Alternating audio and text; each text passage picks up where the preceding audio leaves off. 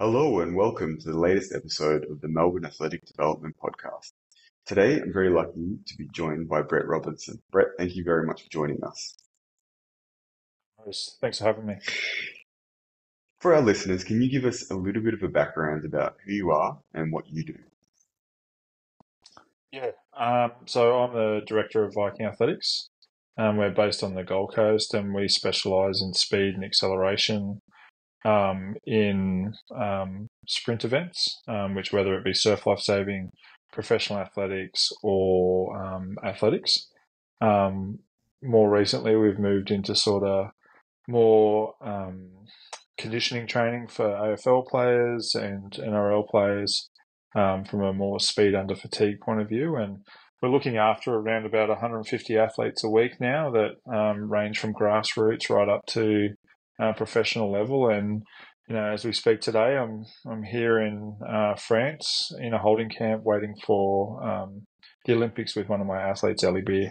Yeah, you've had an extensive history, and I think it's kind of evolved over time, and it's been really cool to see. Obviously, you've now opened up your own facility, and you're sort of expanding some of those things. And one of the areas that I really wanted to talk to you about, not only in relation to that, but actually generally was around the idea of athletic development. So it's a broad question, I know, but what is athletic development in your mind? Yeah, I probably think athletic development is the holistic approach to preparing an athlete. For us, we would obviously be looking at trying to profile the athlete via testing or via physio screens and the like, work out what their strengths and weaknesses are in relation to their specific sports, and then trying to apply that holistically to an athlete to help them improve. That continues to evolve as things get better and worse inside the athlete. So it's something that needs to be sort of managed or kept up with, if you like. But it's something, it's such a big topic.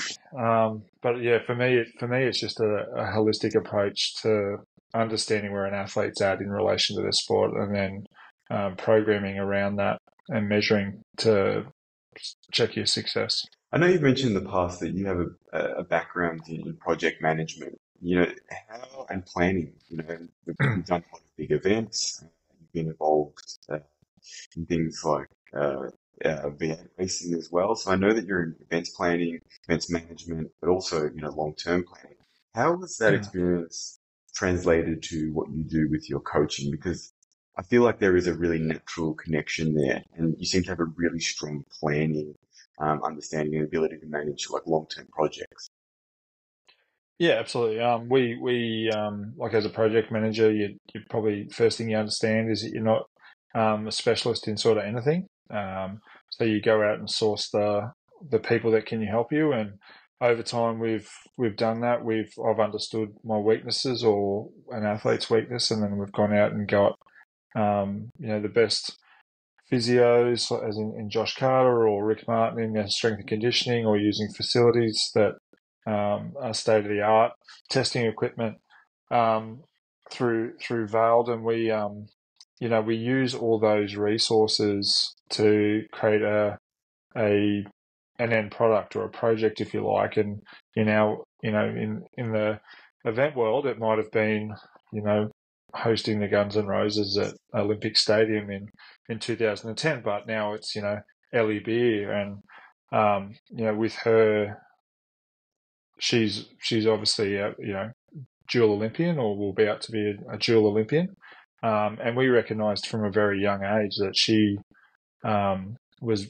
talented. She was very different to the other athletes that we had at the time and anyone else I'd seen, and we took our time with her, and probably over the first plan we wrote for her was nearly 5 years. We wrote a 5-year plan for her, and where we wanted to be, which included she was 12 years old at the time, and which included her still continuing with other sports, and but probably the main thing from our side of things was keeping her interested, keeping her speed there. We didn't want to blunt the axe, and over each year we would add a 400 session to our program until close to the end of year 4, she would be on a full 400 meter program, and the other sports would start to take a back seat to athletics. And we were really grateful because we had some great coaches of Ellie that were doing OzTag. Matt Guy, who played for New South Wales and in the Melbourne Storm, premiership player, and he understood that Ellie was different as well, and him and I both bought into the idea that we had to allow her to be a kid, and then over time they allow her to specialise. And for him, that was probably a very big pill to swallow, to take his star out of his touch and OzTag teams. But he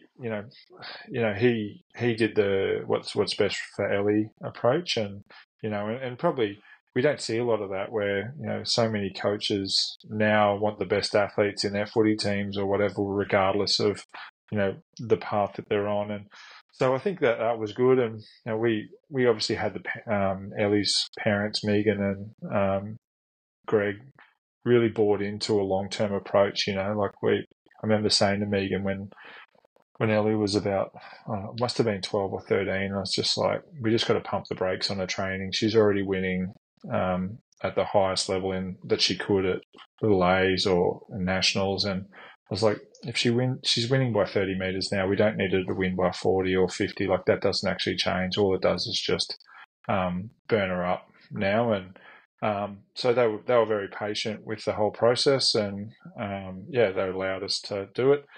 Probably after 2018, I think it was, we created a second plan for Ellie, which was a 4-year plan, which is a lot more specific, more data-based, more scientific-based. And, we basically just produced it like a project plan, we had a meeting with all the suppliers, which included, Josh Carter and Rick Martin, but then we also brought in the Queensland Academy of Sport, which is their dietitian, their psych, their phys, and anyone else that was needing to be involved. And we said, this is what we need to achieve as a group. Everyone bought in to, staying in their lane, but also contributing to this plan to get Ellie to the Paris Olympics. There's so many things you brought up there, but the first one, and for those who are listening, we'll get onto Ellie, who at the moment is Australia's best 400 metre female sprinter. And there's a lot that we'll talk about with there. But the first question I want to ask is, obviously, you had the confidence to build long-term assessment plans and project plans. Was that something that going into you were confident was going to be something that you could implement? Like, the reason I say that is a lot of coaches now don't like to do longer term plans. They like to keep them shorter, whether they're in sort of 6 or 12-month cycles. But, you suggested you run concurrently, or sorry, one after the other. You've run, a 5-year and then a 4-year. What gave you the confidence to do that? And did you, on the back of that, did you use a specific framework that came from project management, or was it more from the sports, performance world? No, it was definitely probably more from the project management world. So we would just monitor and evaluate each of the steps. So the confidence came from, I suppose, just probably a little bit of the imposter syndrome, where I have to put it down on paper, understand what the path is, and then measure against the path of each of the milestones along the way. And if we weren't meeting the milestones, we'd be able to measure against that and determine why. And then, or if we were ticking the milestones or exceeding the milestones, we were able to track ahead of the program as well. And I think that's something that comes very natural to me. Look, I've definitely done it with other athletes along the way, and they haven't always bought in, or 4 years is a long time, or whatever the case may be. And lots of things can happen in that time that it just doesn't give you that linear projection that we all think development happens on. But yeah, it was probably more just I didn't take it from the sports performance world. Like, I would argue that in our world, that we're still unsure of, like when I mean our world, the athletics world or the speed and development, like we're still unsure on what actually the right and perfect model is for any given Yeah. athlete. So it's hard to actually have anything out there to follow. So all we can really do is measure off what we wanted to do and then try to understand whether that's working or not. Yeah. I think that like the nice thing about that is it's a simple formula, but it gives you some framework to go back to consistently. And I think as simple Mm. as it seems, it's often the most appropriate way to approach this kind of, long-term plan.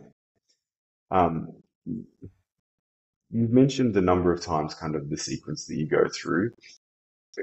When it relates to athletic development, is that different to, particularly track and field or sprinting, whether, obviously you mentioned you coach sprinting on the beach and you coach sprinting on the track as well. When you develop those plans, are they different in those different domains, or if you're working with, say, a team sport athlete, or are they similar process, but, obviously the elements might change? Um, Across all the surfaces, like the surfaces that we operate on, it's all the same. But for team sports, it's very different. I'm not in control of any of the environments I'm in a team sport. I get given an athlete or a sample of athletes from a football club, and I basically work for them. They tell me what outcome they want with an athlete, and then we work through that process to get that athlete. And typically, you only get them for you know half an hour to an hour and a half a week, so you're very limited on what you can achieve. So we definitely have a baseline for those athletes, and we definitely have an end product, or we would take measurements along the way to see how they're tracking, but it's very very different when you're dealing with the Gold Coast Suns or the Gold Coast Titans female team, that um, you just couldn't run a 4-year plan with those type of athletes. You're not in control of any of that, and you know they almost want immediate success too in the AFL environment as well. Their business is winning How and do you everyone's navigate it professional. when you've got, much shorter term targets? Do you have an approach that you use that you found effective when you're trying to meet those stakeholders a little bit sooner than what you Yeah, would in a different environment? yeah. I think it's also like it'd be for me. It's probably important to be really transparent on what I think is achievable in the timeframes that I get. Mm. Um, just to set the expectation around, if they send me a football player or a midfielder and say we want him to be 3/10 faster in 4 weeks, I can't really achieve that without some sort of you couldn't achieve that with a track and field athlete. So you could almost guarantee it's not going to happen with a footballer unless they're significantly flawed. But so I try to set the expectations. I still give it a chance to work. We still work towards it, and um, I think some of the parameters we get given from football clubs aren't overly understood by the people providing it to us. That they just want their athlete to be faster, and they come up with um, a numerical number just to give us give us some sort of goal. But the reality is, I don't think it matters if you know Tuke Miller or Matt Rao run 295 for 30 meters or 305, but as long as they're showing speed and improvements, then I think that's all the clubs are after. It is very challenging, no doubt. You mentioned there, and like we'll get into it because our listeners do like getting into the weeds, the specifics of some of the stuff that you're doing with these players.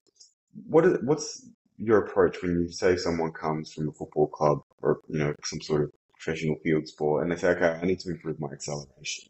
What's your general approach to that? Because I'm sure it's a question you get asked all the time, and then there's small projects that I'm sure you're dealing with. Do you have a specific way Yeah. in which you assess that and then start to implement things, or is it individual?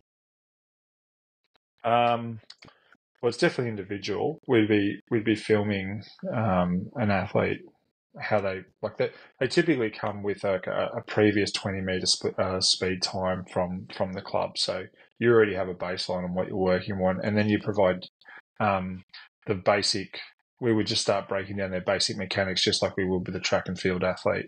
In particular, if it's a field based session. So I probably should point out we do two types of sessions. Then we'll do a field base, which is acceleration, like 0 to 40, and then we'll do a curved treadmill session once a week, which is 30 minutes of like lactic threshold work to get them speed under fatigue and game ready, or game intensity ready.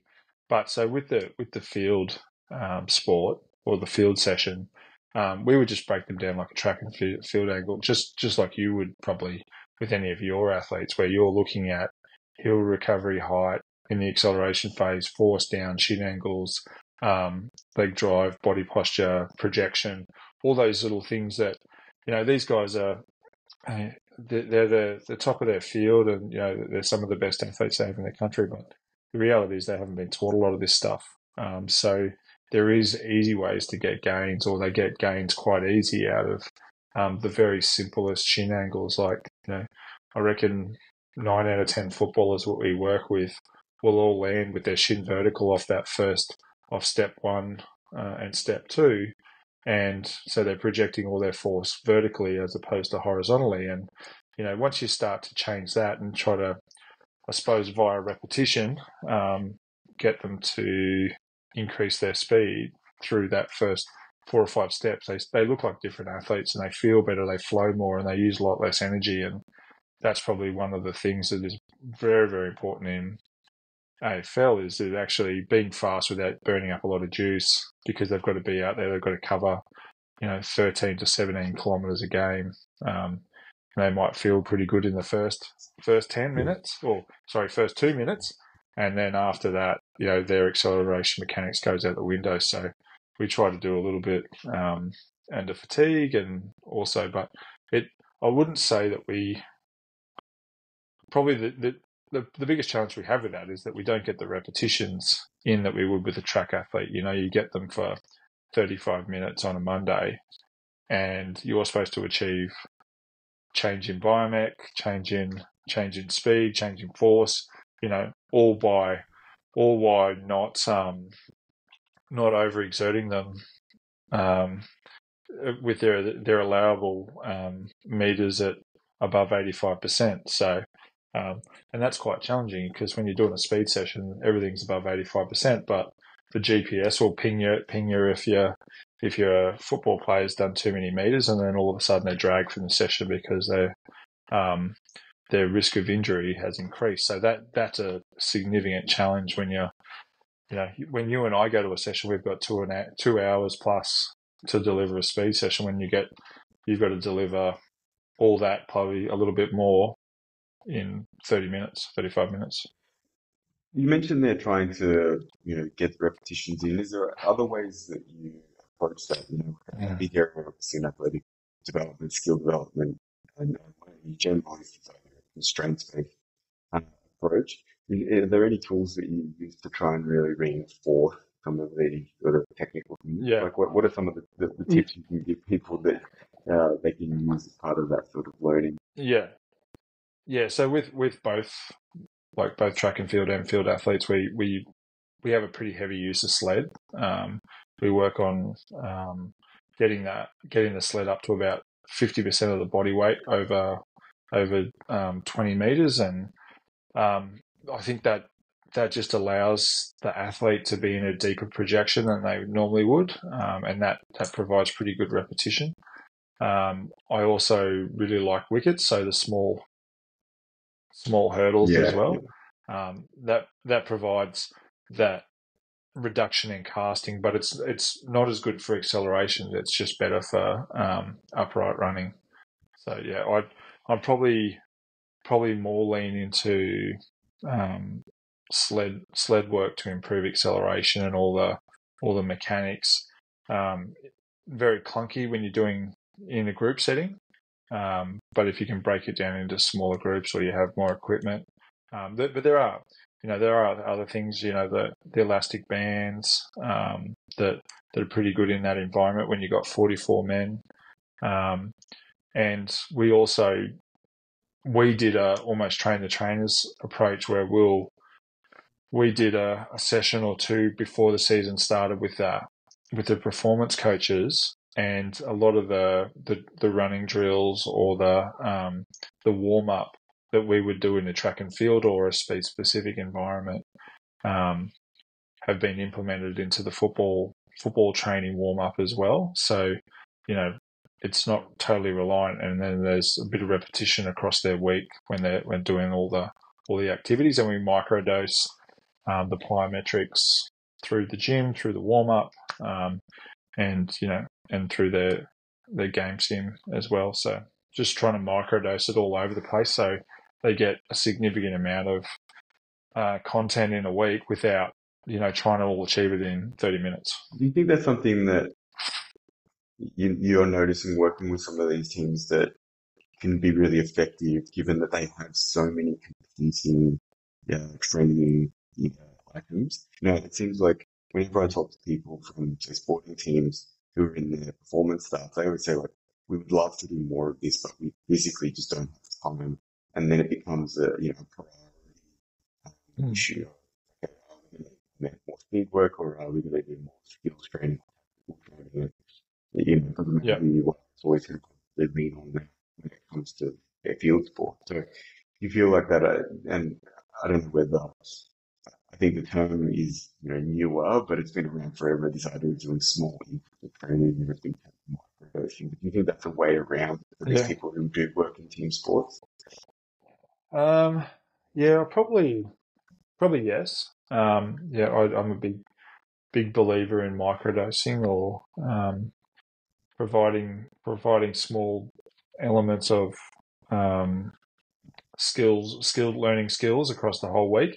I probably also have the opinion that we come out of track and field world, and I know that these athletes are working probably a lot harder than football players, and in particular, like the Nutrigrain Iron athletes that we have. They're working 17 sessions a week, and that might be 3 times more than an elite AFL player. So it will come down very much based on what the head coach would want in that environment, and if the head coach feels like he's comfortable with where any athletes are at, then they need to work on their gameplays or their skills or the strategies, then yeah, absolutely, that gets priority. At the end of the day, where we all work for a football club or a head coach or whatever, and ultimately they get to make the decision on all those things. If I said hand on heart what should be done, I was like, there's probably capacity to do more, to be fair. And I think that there's real, an athlete or field sport athlete could probably find another hour in their week to do a session to improve their speed or improve their agility or improve their plyometric or their power or their strength. I think that they could do more based on what we see with the high-end endurance athletes. So, they're all very different sports, and, we rely heavily on those that are exposed to it and have been exposed to it for many years with their experience.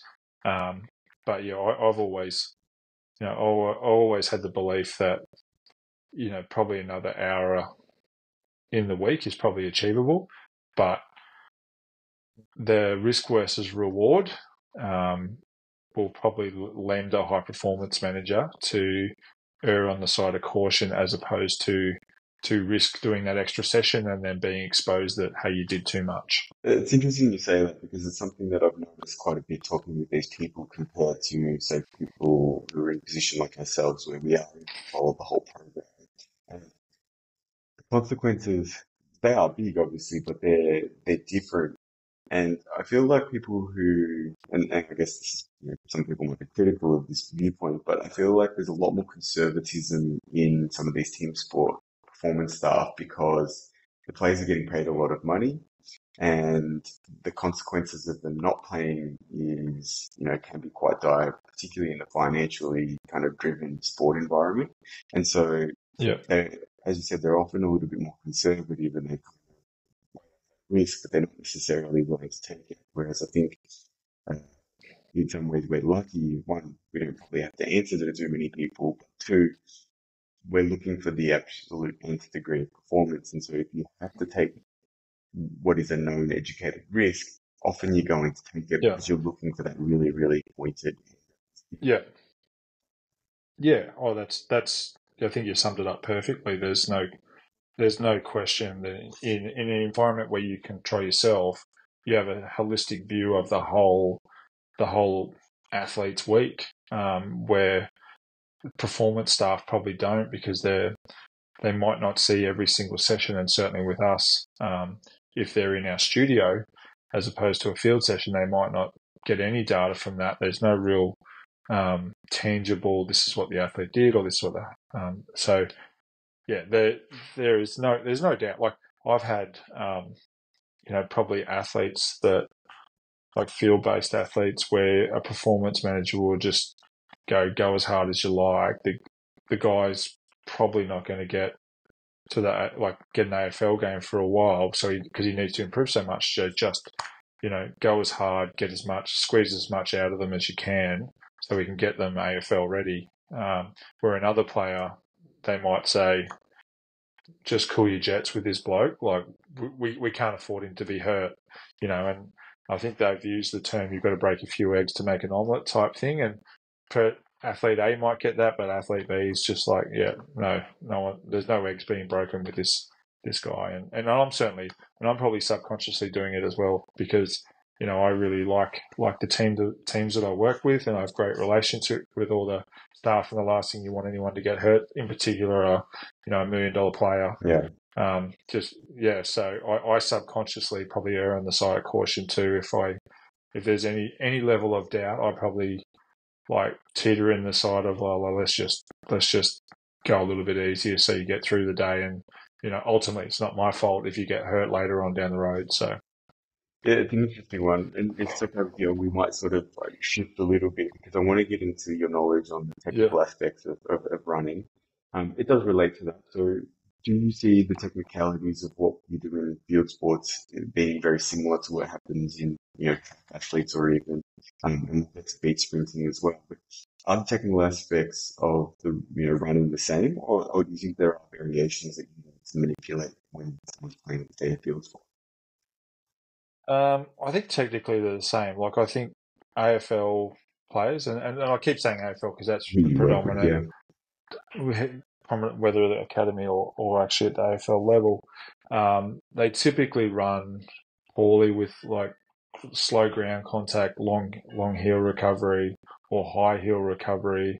They're probably using too much quad, not enough hip flexion. They more often than not tilt too far forward, and I've yet to see a AFL player come to us that does have any level of dorsiflexion in flight or in landing. So What do you think all drives that? Because I have seen the same thing. Why do you think that they have such little awareness of dorsiflexion control, I, and do you think it's an underlying physical characteristic problem, or do you think it's actually they haven't been taught the skill?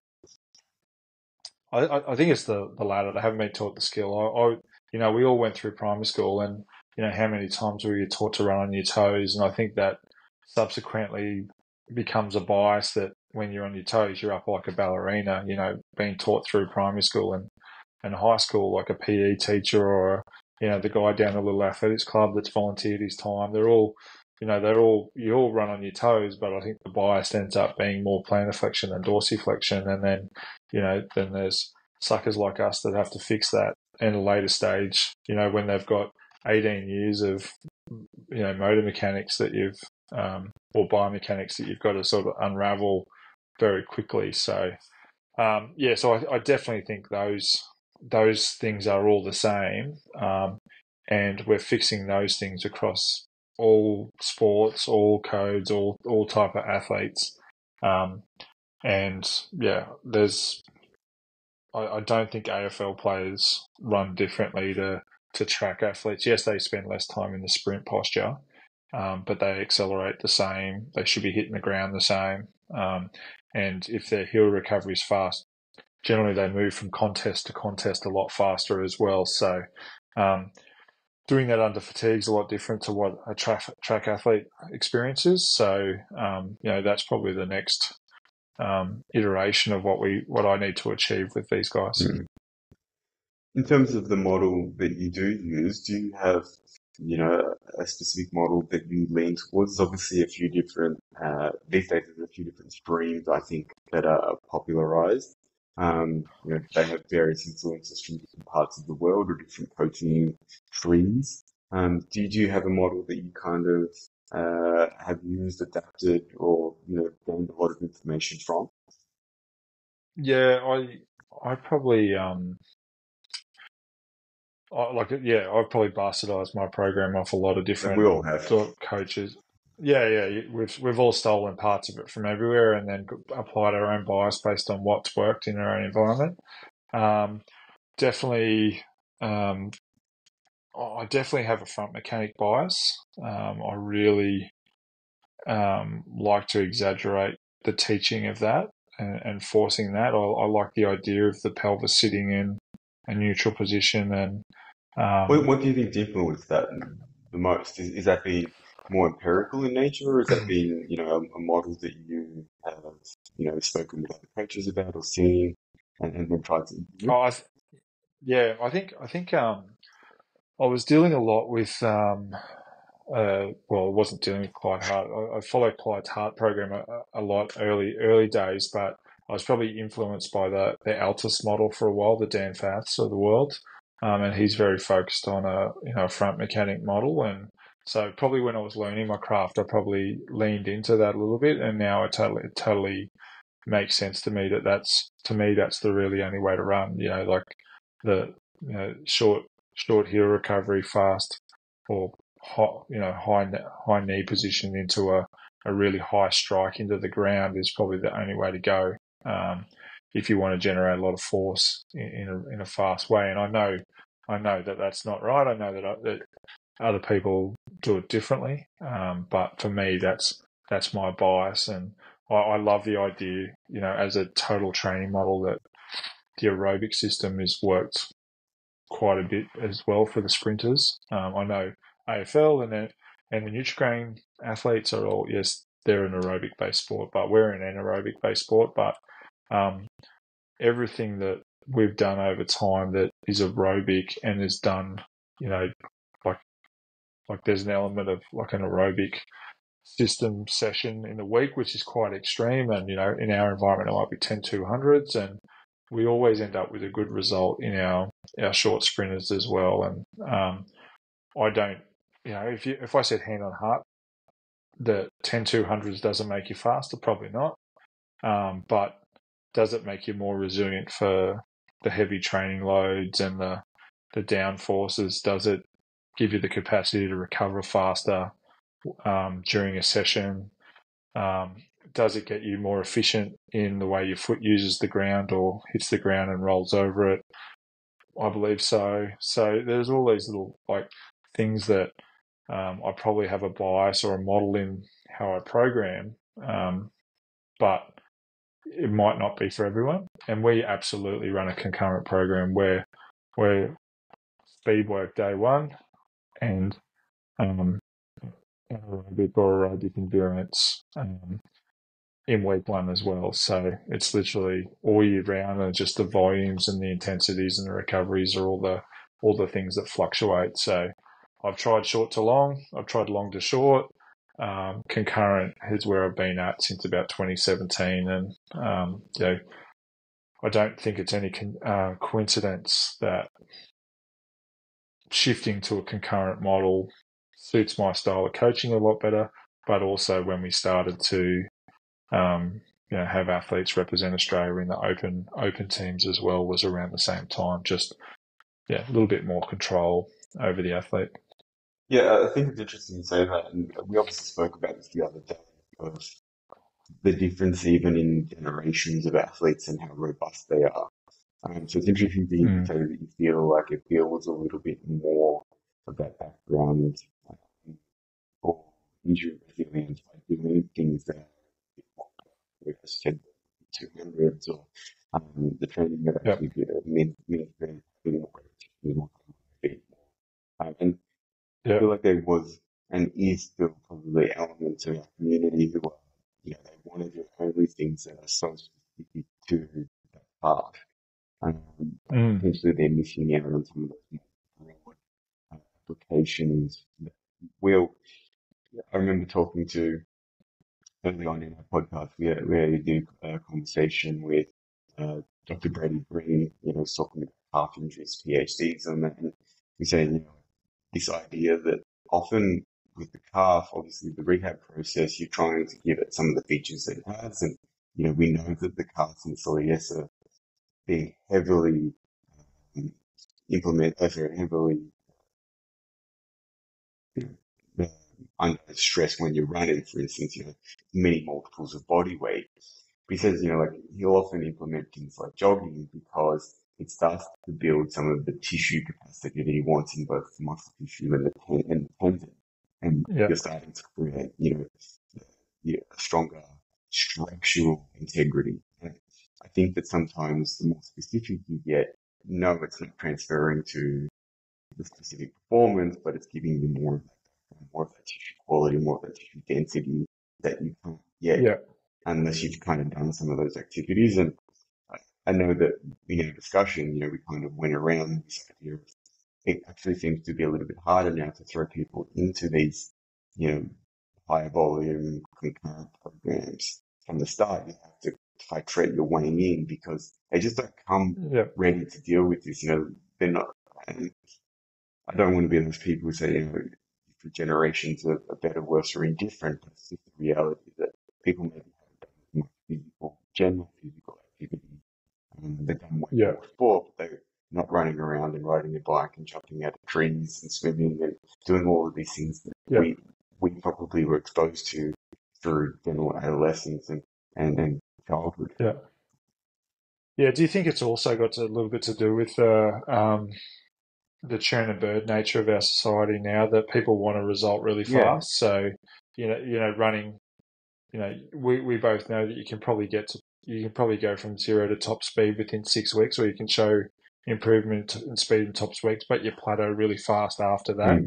Mm. Where a more periodized program, whether it be 26 weeks or 48 weeks, that you can probably get the peak or the top speed and the acceleration's all a lot faster and a lot better if you're just a little bit more patient. And it's probably easy to default as an athlete or a coach to go, let's do something really fast, let's get some tangible things in place, and then we feel like we're coaching, and then what I've seen, people struggle to work out why they can't progress after the first 10 weeks. How many athletes come to you and go, oh, well, with Coach X, and we no longer, we weren't going anywhere, we weren't improving, so we moved on. It's like, well, it's because you were always after, and hearing about what they were doing, they were always just after the short fix and the quick tangible results. Yeah, the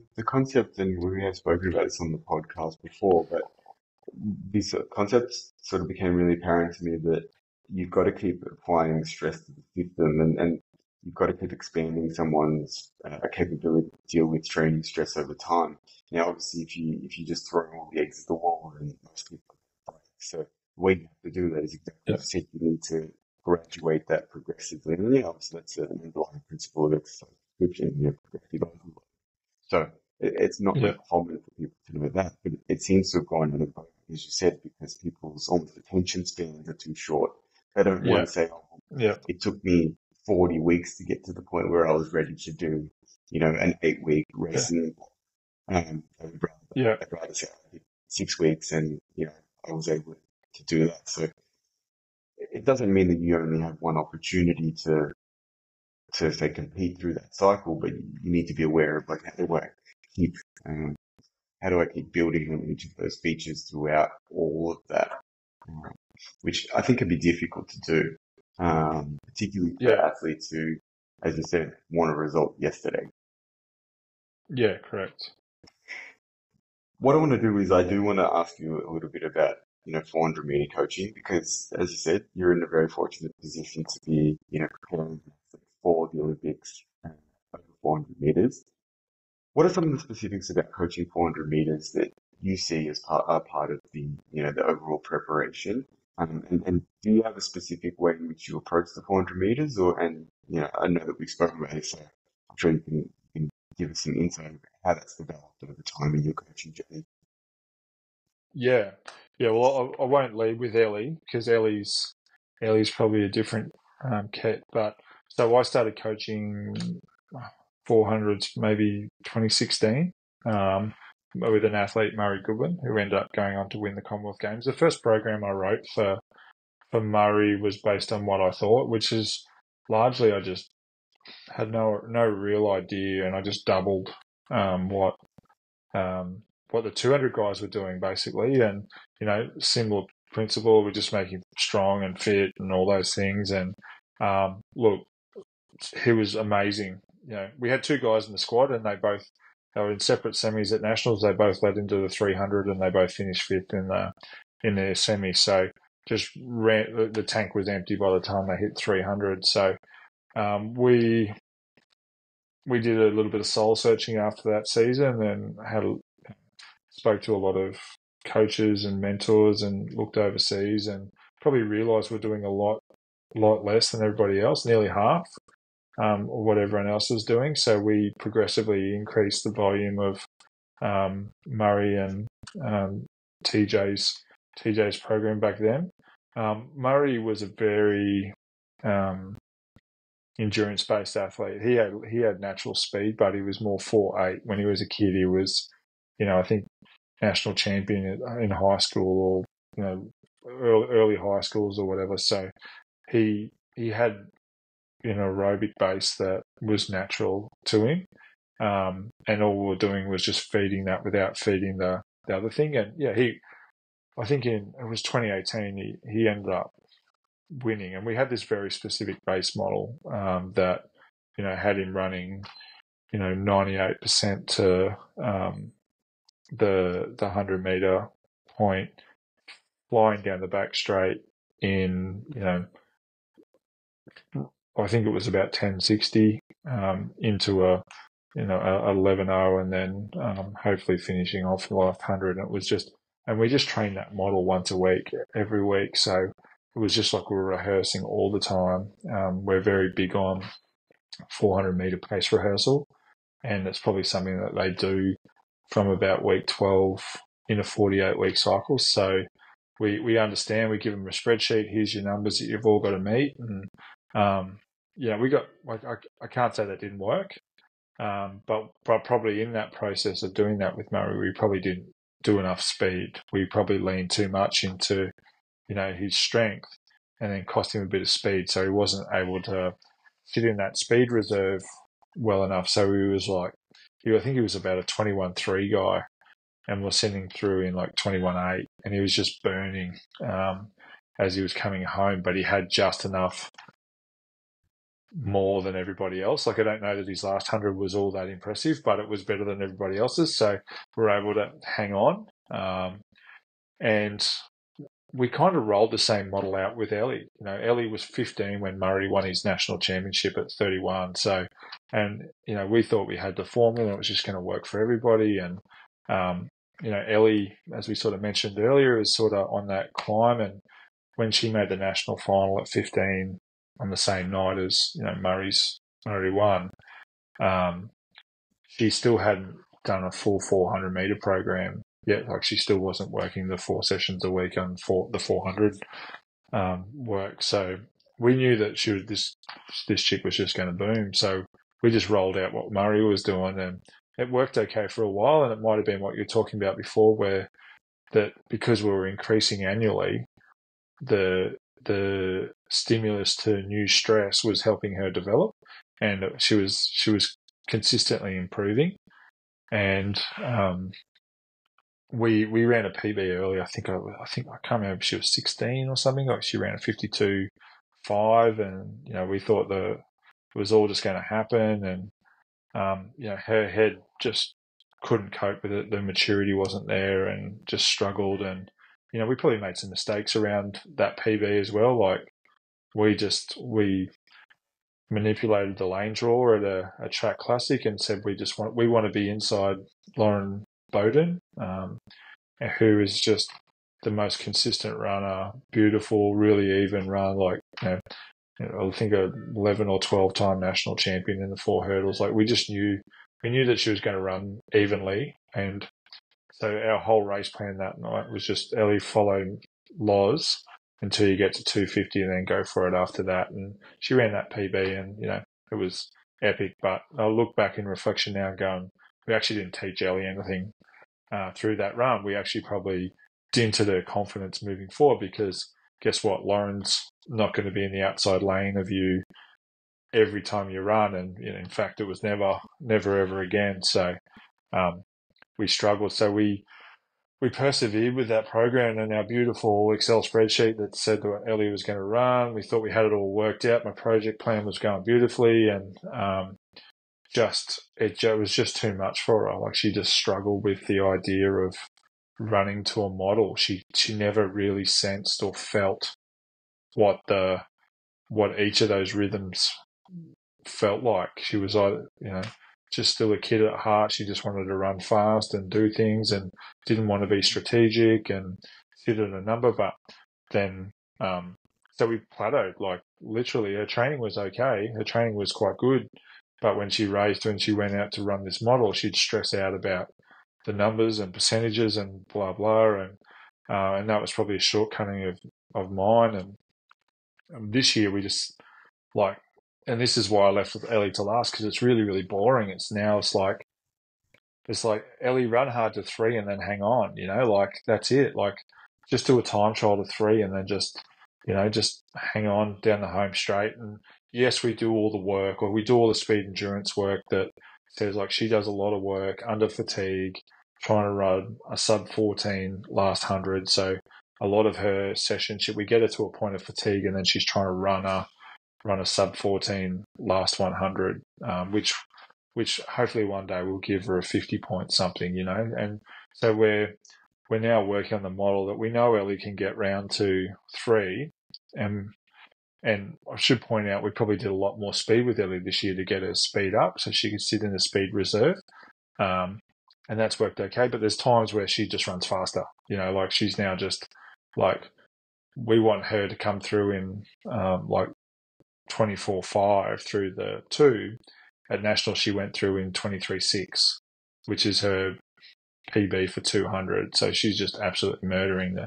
So she's just starting to run faster, which is probably okay because she's less stressed and she's enjoying running a lot more. She knows her job when she's out there. So we allow her just to run hard. And then my job is to just make her strong and fit enough to hang on in that last 100. And which is kind of what we're seeing. So we do the week with Ellie would typically be activation on a Monday.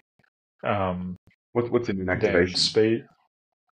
Oh, just Is that running? just a long warm up, and then it'd be 660s or 480s or something at 75 to 80%.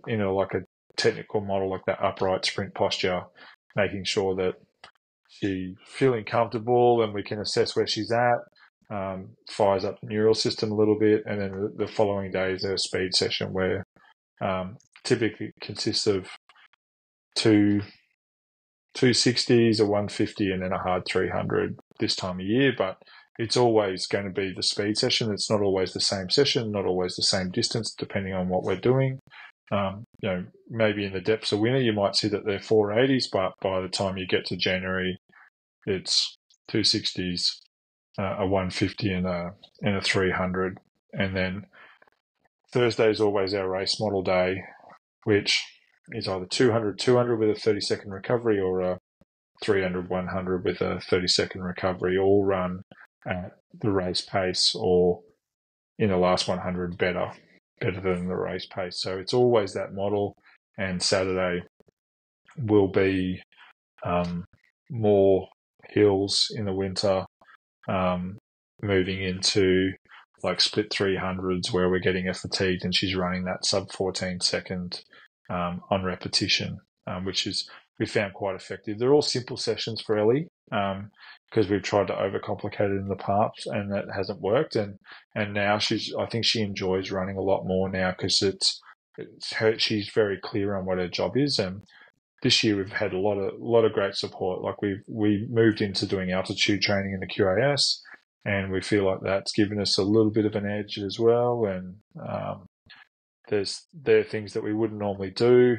What She does a prompted curve that? What trip. were you kind of think feel like particularly in maybe for elephants who don't really understand 400, why would something like altitude training be valuable for a 400 meter run? I think it's just their ability to deal with lactic in that last 100. It's your 400-meter race is very different if you're running 15 seconds for the last 100 as opposed to 13.8. And I know that's just a simple form, like sounds pretty simple, but the reality is the fitter she is, the better she can deal with that lactic.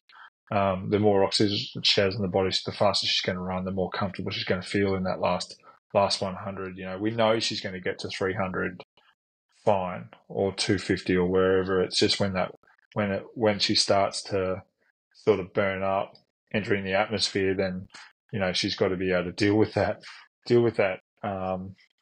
in that last 100. So we spent a lot of time, and that was, it wasn't my idea. The QAS sort of recommended that we give this a shot, and I would say probably physically it helped. I'd say mentally it helped a lot too, because those sessions were really, really hard, really taxing, and she got used to the idea of being really uncomfortable under fatigue and then still having to operate, which you know is probably an element of where she's at now with her confidence, that she just I wouldn't say she loves the pain, but certainly she can function in a significant amount of fatigue now, where 2 years ago that was probably a problem for her.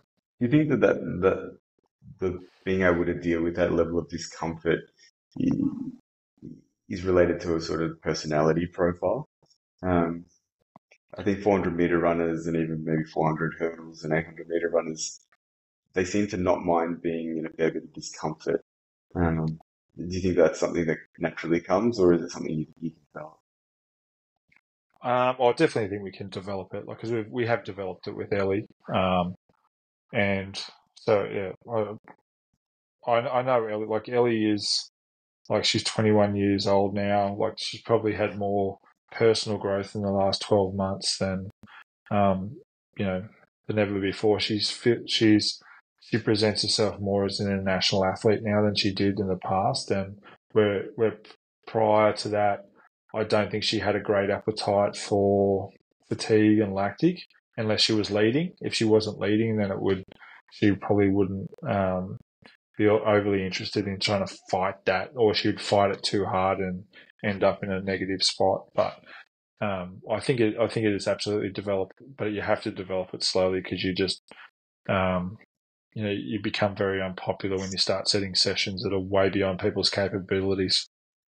You Yeah. mentioned the idea of national or international level athletes, and as a coach, I think you're now in this space where you're navigating that gap between international representation, which you had a few athletes reach successfully, but then I know that you aspire for your athletes to be able to be making international finals. Yeah. Yeah. How do you see the process of closing that gap, and what does that look like for you? Yeah, I think you got to start it early, because, and it probably is a little bit personality driven as well, that some people are just competitors and other people aren't. Are just talented at their sport. And I, I believe that, making Olympic Games or a national team is absolutely incredibly, like, huge achievement, something I could never do. And it's something that does absolutely need to be recognised. But you're going to race, you're going to compete, and you've got to compete hard. So we, with Ellie, because this was the second Olympics, it was a little bit easier, because we kind of knew early on that Ellie was probably going to qualify through the points ranking system, that we could start having chats to her about going, we're not going to the Olympics to participate. We're going to, run a personal best, and her goals were always structured around, I want to run a personal best at the Olympics.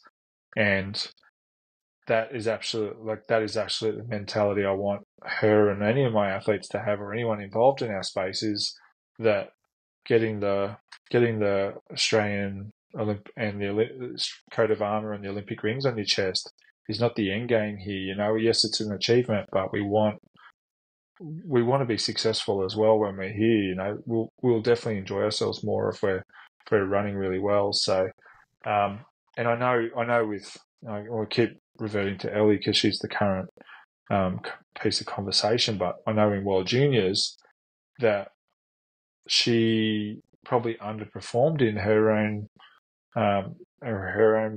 words, because after she made the final, she switched off. Mm. She felt comfortable, and you know didn't do a nutrition that night, didn't do a recovery after the semi final, went to bed a lot later. There was a level of satisfaction, let's call it, on achieving a top 8 position in the world, where the Ellie that raced the semi, or the Ellie that raced the heat, or the Ellie that was trying to qualify for World Juniors wasn't there. That hungry Ellie had just gone, okay, it's okay, I'm cool now. And we recognised it in chat. We tried to arrest it. Didn't happen. This time around, we're way ahead of that now, where we're just not. I don't feel like we're here to participate anymore. Like I'm not going to say Ellie's going to win the Olympic gold, but if she runs a personal best next week or the week after, I feel a level of satisfaction that we're on the right path for her to eventually beat that. And I also there's also probably something that my generation didn't deal with. And again, I wasn't a national athlete in athletics. I wasn't surf lifesaving, but there wasn't a level of applause and a level of, I suppose, pats on the back that back then in the early 2000s that these guys get now. Like they post up, that they've made a Commonwealth Games team or a Olympic team or a World Championship team, and then it's just the world floods with like support. Yeah. And there's a lot of self satisfaction that goes into that, and or I don't know the quite term, but it's almost like they switch off because I feel good, and there's nothing we can really do about that. But it is a challenge for coaches to deal with when the athletes are getting patted on the back and celebrated like they've won the Olympics by qualifying, or or whatever level of sport that they're at. We're very quick to probably over celebrate things that we expect anyway. We expected Murray to make the Comp Games. We expected Ellie to make the Olympics this time around, and it was no shock to anyone that either of those two things happened. But yet the amount of the enormity of that happening and the support that came in was just ridiculous. It's almost overwhelming for everybody. So I think that has a part to do with where we're at as a sporting community at the moment too, is just not seeking that adulation early. Like, have it, enjoy it, absolutely you achieved, but don't read your own press. Don't drink your own bathwater, as someone once said to me. It's just get on with it after you have those moments. You got to have those moments; they're important, but don't think that that's the end game. Brett, thank you so much for your time. It's been enormously insightful. We really appreciate it. So thank you very much for joining us.